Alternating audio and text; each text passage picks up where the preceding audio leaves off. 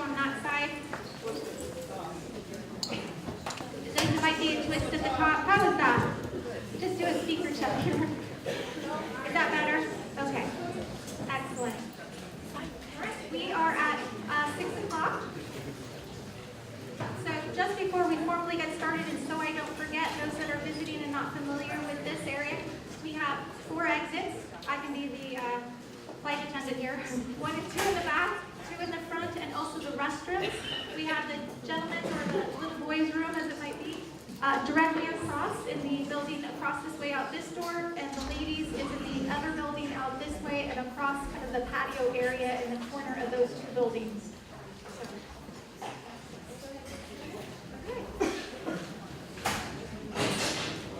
Sorry, I feel like I'm leaning down there. That's better. Well, welcome. Thank you very much for coming out this evening. I really appreciate it. I know there was a bit of a rush this morning and the little logistics that we were trying to make sure that we can have this meeting this evening with all the road closures and the other challenges that we were dealing with today. So I'm Inga Lundegaard, planner with the Community Development Agency and program manager of the Medical Cannabis Dispensary Program.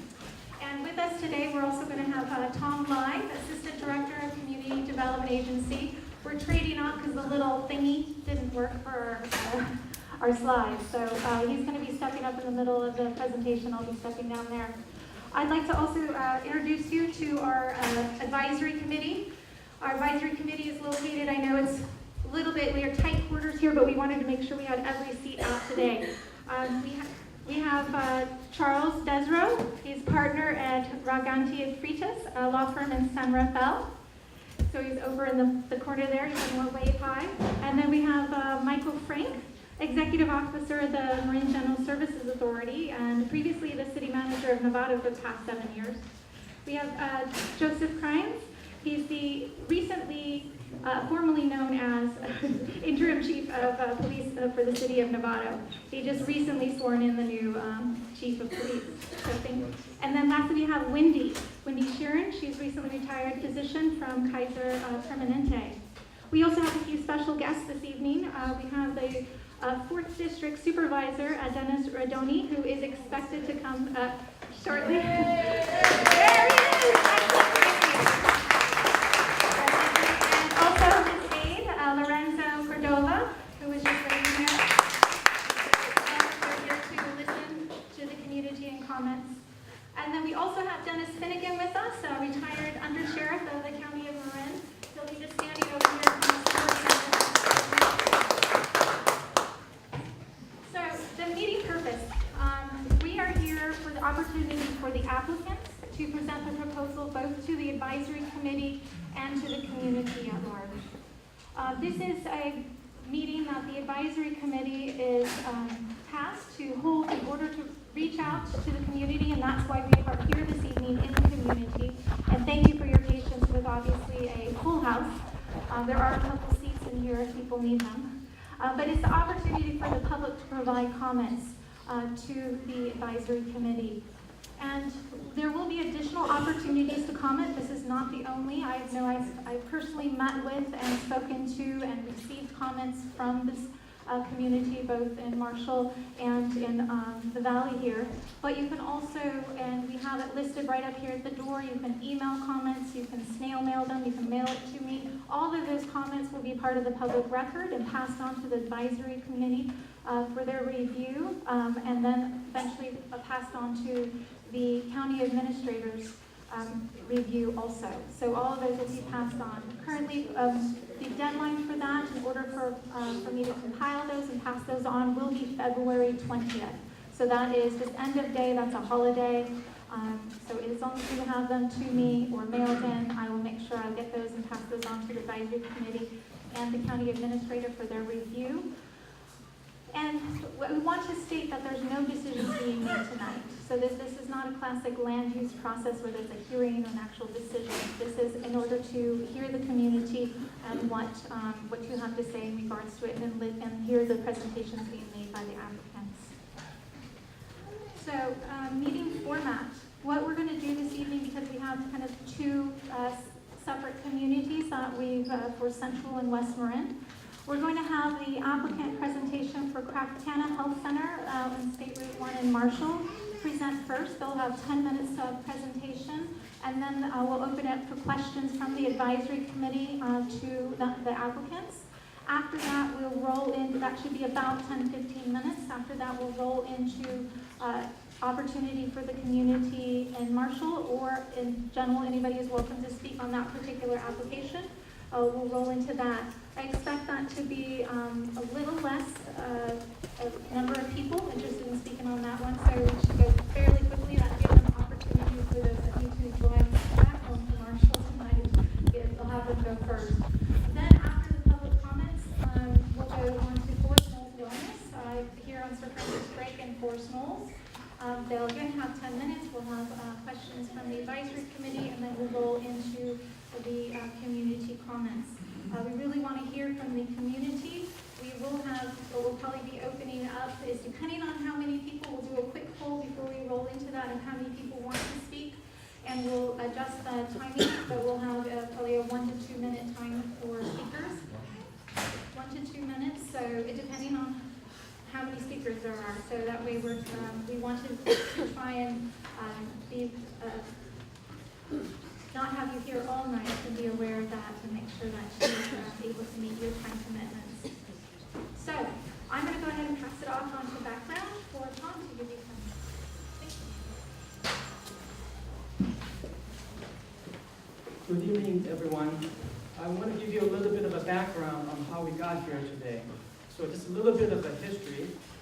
In 1996, California voters approved the Compassionate Use Act, or Prop 215. That basically decriminalizes the use of cannabis, marijuana, as a medicine. Shortly after that, the state adopted a medical marijuana card program in 2003. The county's foray into potentially regulating and allowing dispensaries really started around 2010, when then Supervisors Steve Kinsey and Susan Adams convened a public workshop at the Civic Center to hear from both industry folks, public health folks, law enforcement folks, and planners on the potential difficulties and challenges in regulating dispensaries. Fast forward to 2015, the Board of Supervisors directed our department, the Community Development Agency, to work with the attorneys to come up with a regulation that would allow the county to permit a limited number of cannabis dispensaries. Right now, there are no legal dispensaries anywhere in the county, both in unincorporated areas or within any of the cities and towns. 2015 was also a very key year in that the state legislature approved a bill called MCRSA. It's the Medical Cannabis Regulation and Safety Act that the governor signed into law at the end of 2015. Well, as it turns out, Marin was kind of slow in kind of getting into the regulation business. So the ordinance that the board adopted at the end of 2015 was really adopted under the original Prop 215 ordinance. It was not adopted pursuant to the new, later 2015 MCRSA law. In early 2016, we received board approval on setting up the review program, how the county is going to make decisions on these limited number of licenses. The ordinance limits the maximum number of licenses to 4 countywide, no more than 2 in the urbanized 101 corridor and 2 in Central and West Marin. It also established a number of criteria, which I'll get to in a minute. Next slide. Criteria includes, obviously, we only have control over the unincorporated areas of the county. It has to be in a commercial zoning district, at least 800 feet from a school or a youth-oriented facility. State law requires a minimum 600-foot buffer, and 800 feet from smoke shops and any other dispensaries. The one thing to point out is just meeting these eligibility criteria does not mean any site is pre-approved to get a license. The process that the board approved is a competitive process, very similar to the county's issuing a request for proposal for a provider to provide a service. So even though applicants may meet all of their requirements in the code or the criteria laid out, doesn't mean they automatically get a license because it's a competitive process. Again, no more than 4 licenses, 2 in East, 2 in West Marin. And I should point out that the medical law is separate from Prop 64, which you may know passed November and allowed for the state to regulate recreational cannabis businesses. Very similar to the medical program, seed to sale, dispensaries, cultivation, manufacturing, and so forth. Just this afternoon, our Board of Supervisors adopted a ban on all recreational, non-medical cannabis businesses. That ordinance will take effect in 30 days, and that signifies to you all that the board is not interested in mixing recreational with medical. The reason the Board of Supervisors wanted the county to pursue cautiously a dispensary program is we're looking for the best provider of medicine. This is not business, this is a medicine for those who are in need of cannabis as a medicine. This provides choice to the patients and caregivers instead of relying on any of these delivery businesses or going out of county to get their medicine. So what the county administrator is looking for is the best operator, the best site, the best business plan, the best experience, and the ability to provide that service. And the county will be looking at strictly regulating any licensed dispensaries that may operate in the county. What we're looking at is a clean model of a dispensary, much like a pharmacist, like a pharmacy. As you may know, pharmacists cannot dispense the drug because the drug, cannabis, is still listed as a controlled substances under federal law. What we're not looking at is one of these fly-by-night dispensaries that you may see and have heard of in other communities. This would be a very, very regulated, strictly controlled environment that any potential licenses that the county may grant will be operated under. Next. The program that the board adopted last year has 4 phases to it. We're currently in the 3rd phase. Last summer, we opened up a 60-day period to receive applications or the response to proposals. Staff has completed the internal review of all 10 applications. These are reviewed by internal departments, whether it be planning, finance, council, and whatnot. So we're now in the 3rd phase, which involves the formation of an advisory committee to help facilitate public input. The committee's charge is to hold these meetings, consider comments, and make its own comments to the county administrator. The 4th phase would be the county administrator making a decision to issue up to 4 licenses. We expect that to occur in the March-April timeframe. After that, any applicant who's aggrieved by a decision by a county administrator can appeal that to the Board of Supervisors and therefore call a full public hearing where members of the community and the public may also comment on those license decisions. If appeals are filed, I expect the hearings before the Board of Supervisors to occur probably in the May-June timeframe. Okay. Back to Inga.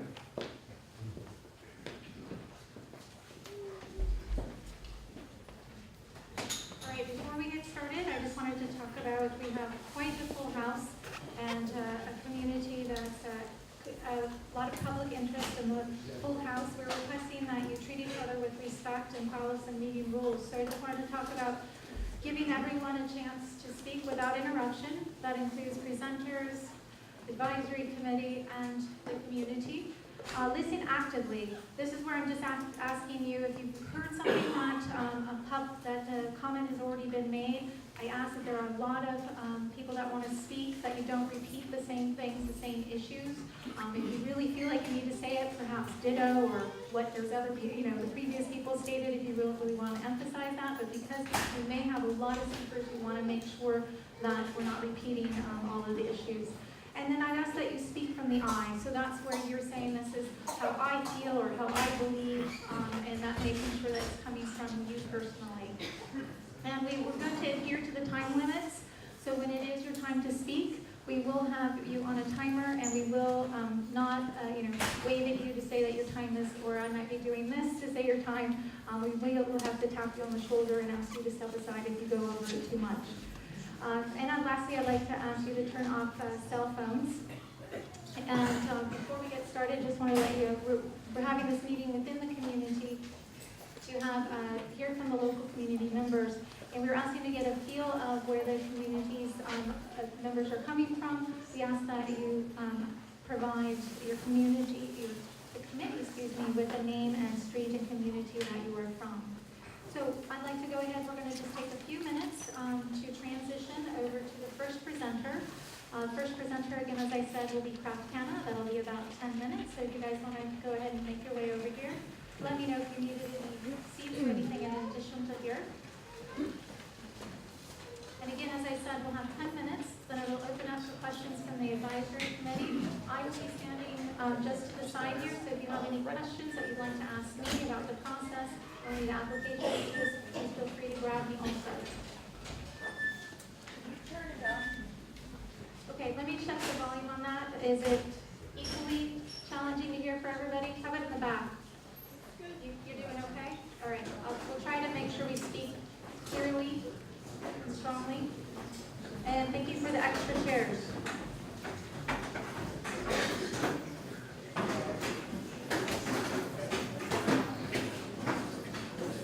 We're going to play with the volume, set up a few additional chairs that make some noise, and we'll get started.